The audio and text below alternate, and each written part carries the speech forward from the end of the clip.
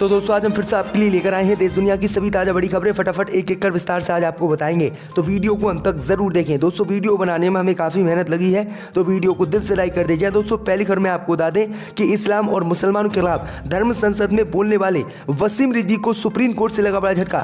Supreme court ने वसीम रिजवी को 2 सितंबर तक जेल में डालने का पुलिस को दिया आदेश। हिंदू बनकर अब पूरी जिंदगी जेल में सड़ेगा वसीम रिजवी को बड़ा झटका।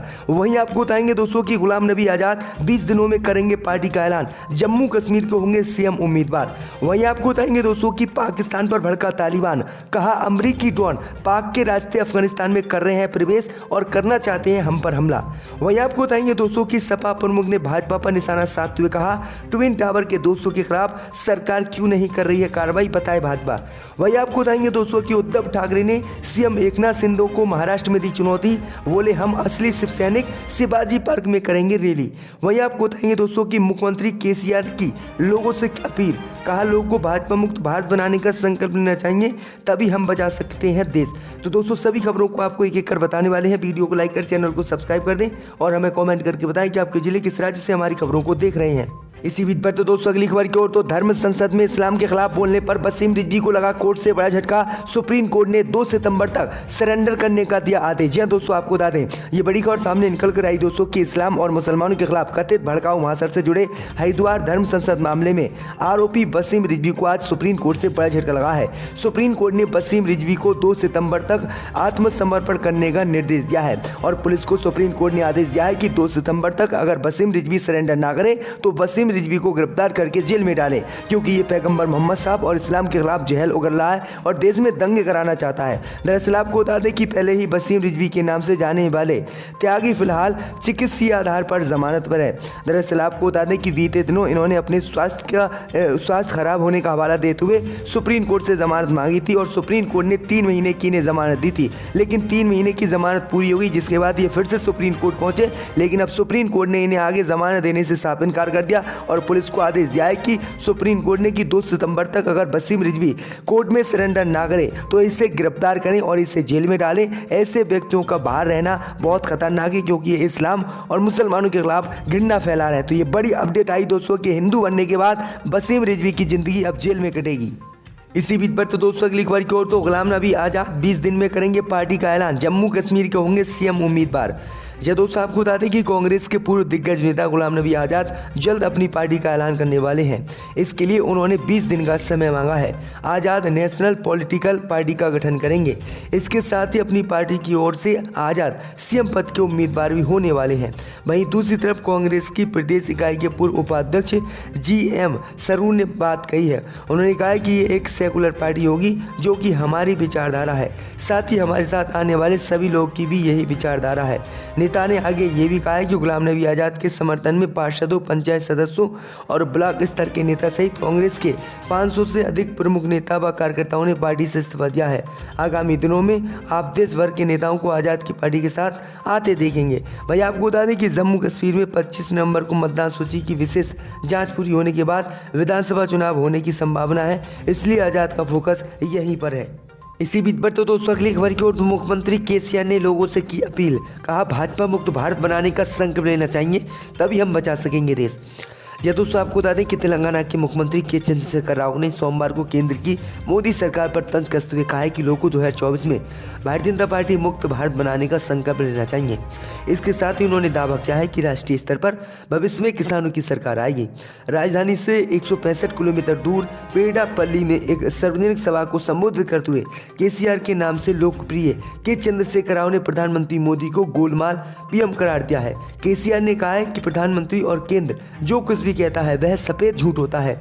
उन्होंने कहा है कि हम सबको संकल्प लेना चाहिए और 2024 में भाजपा मुक्त भारत बनाने के लिए तैयार रहना चाहिए। हम लोग को इस नारे के साथ आगे बढ़ना चाहिए, तभी हम देश को बचा सकते हैं, नहीं तो देश को बचाने का दूसरा कोई रास्ता नहीं है। इसी बीच पर तो दोस्तों अगली खबर की ओर, तो पाकिस्तान पर भड़का तालिबान, कहा अमरीकी ड्रोन पाक के रास्ते अफगानिस्तान में कर रहे हैं प्रवेश। जय दोस्तों आपको बता दें कि पाकिस्तान पर तालिबान ने बड़ा आरोप आज लगाया है, जिसकी वजह से उसकी मुश्किलें बढ़ चुकी है। तालिबान के अंतरिम रक्षा मंत्री मुल्ला याकूब ने दावा किया है कि अमरीकी ड्रोन पाकिस्तान के रास्ते युद्धग्रस्त अफगानिस्तान में प्रवेश कर रहे हैं। वहीं आपको बता दें कि आगे याकूब के हवाले से खबर दी गई है। याकूब ने मांग की है कि पाकिस्तान अपने हवाई क्षेत्र को अमेरिका द्वारा इस्तेमाल करने की अनुमति नहीं दे। अफगानिस्तान के इस्लामिक अमीरात रडार सिस्टम को नष्ट कर दिया था जब अमरीकियों ने पिछले साल अगस्त में देश छोड़ दिया था। रक्षा मंत्री ने यह भी कहा है कि IEA की राष्ट्रीय सेना की संख्या 8 सीमा समूह और प्रत्येक में 3,000 कर्मियों के साथ 1,15,000 सैन्य तक पहुंच गई है।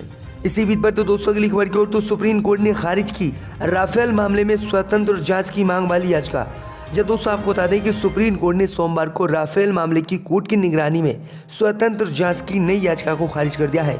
सुप्रीम कोर्ट ने फ्रांसीसी एजेंसी की रिपोर्ट के आधार पर राफेल सौदे की जांच की मांग वाली जनहित याचिका पर सुनवाई से इनकार किया है। बता दें कि याचिका राफेल की खरीद में भ्रष्टाचार को लेकर फ्रांसीसी पोर्टल के दावे को लेकर दाखिल की गई थी। याचिका में अदालत की निगरानी में स्वतंत्रता जांच की मांग की गई थी। वहीं आपको बता दें कि लेकिन अब कोर्ट ने इस याचिका को खारिज कर दिया। इसी बीच पर तो दोस्तों अगली खबर की ओर तो उद्धव ठाकरे ने CM एकनाथ शिंदे को दी चुनौती। बोले हम हैं असली शिव सैनिक, शिवाजी पार्क में हमारी रैली होगी। जब दोस्तों आपको बता दें कि महाराष्ट्र की राजनीति में इन समय शिवसेना की अंदरूनी लड़ाई की चर्चा का केंद्र बनी हुई है। उद्धव ठाकरे सत्ता से बेदखल जरूर हो गया है लेकिन शिवसेना पर भी अपनी पकड़ कमजोर करना नहीं चाहते हैं। इसी वजह से दशहरा के मौके पर एक बार फिर शिवाजी पार्क में मेगा रैली शिवसेना करना चाहती है। उस रैली में सैकड़ों शिव सैनिकों के आने की बात कही जा रही है। अब ये शिवसेना की परंपरागत रैली है जो हर साल दशहरा पर होती है और पूरे देश को संदेश देने का काम करती है। इस बार फर्क ये आ गया है कि CM एकनाथ शिंदे भी शिवाजी पार्क में ही दशहरा रैली करना चाहते हैं। वे शिवसेना को अपनी पार्टी मानते हैं, ऐसे वहां पर रैली कर उक्त हक को और ज़्यादा मजबूत करना चाहते हैं। अब इसी विवाद पर उद्धव ठाकरे ने दो टूक जवाब देने का काम किया है। उद्धव ठाकरे ने साफ कर दिया है कि हर कीमत पर उनकी शिवसेना की रैली शिवाजी पार्क में होने वाली है। वे कहते हैं कि असली शिवसेना की यानी हमारी दशहरा रैली मुंबई के शिवाजी पार्क में ही होगी। राज्य भर से शिव सैनिक इस रैली के लिए पहुंचेंगे। सरकार अनुमति देगी नहीं देगी ये तकनीकी बातें, लेकिन हम रैली कर रहेंगे। तो ये बड़ी अपडेट आई दोस्तों कि उद्धव ठाकरे ने सिर्फ शिवाजी पार्क में रैली करने का ऐलान किया है। इसी बीच पर तो दोस्तों अगली खबर की ओर तो सपा प्रमुख ने भाजपा पर निशाना साधते हुए कहा ट्विन टावर के दोषों के खिलाफ सरकार क्यों नहीं कर रही है कार्रवाई। जब दोस्तों आपको बता दें कि समाजवादी पार्टी के अध्यक्ष अखिलेश यादव ने नोएडा के ट्विन टावर ध्वस्तीकरण मामले में भारतीय जनता पार्टी को आड़े हाथ लेते हुए कहा है कि उप मुख्यमंत्री इस मामले के दोषियों पर कार्रवाई क्यों नहीं कर रहे हैं। उन्होंने कहा है कि टावर मामले में भाजपा ने ना तो उच्च न्यायालय में हुई बहस को पढ़ा है और ना ही उच्चतम न्यायालय के आदेश को, जिसमें ट्विन टावर मामले के दोषियों के खिलाफ कार्रवाई करने को कहा गया है। यादव ने आरोप लगाया है कि भाजपा से बड़ा झूठा कोई नहीं बोल सकता, भाजपा के लोग बहुत बड़े झूठे हैं।